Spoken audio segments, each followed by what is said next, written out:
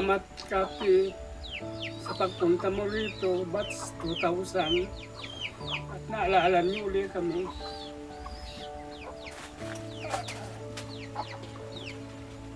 Sa ngalan ng pamilya ko, wala yung mga anak ko tumabas na maaga. Pero nagpapasalamat ako ng malaki sa tulong na naman idagdag puhunan ko ito sa store na itinayo rin ng inyong schoolmates para kahit papano matulungan ako sa hirap ng buhay ko dito. Nagpapasalamat ako sa kina Joanne, kina Rui, kina Flora May and Company. Sana hindi kayo magsawang tumulong sa akin. Pinapanalangin ko na lang na you will become more successful, be healthful, magkaroon ng maayos na pamilya, and always secured in your endeavors. I do hope to see you soon. Ito ang buhay ko rito, gaya na nakita ni Catherine.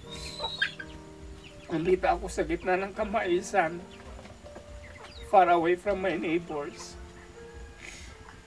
Pero ganun pa man, nalalabanan ko yung boredom, nalalabanan ko yung pagkamiss ko sa buhay ng syudad. My wife is not with me as of now.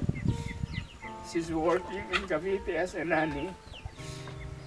Kami lang tatlong mag-aama yung naiwan dito.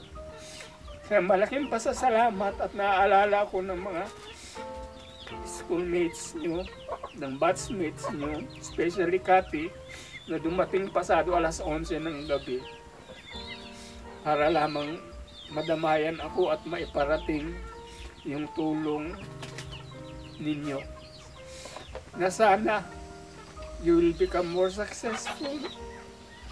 Gaya ng sabi ko, safe in your work, a happy family, peaceful life, and always success in your endeavors.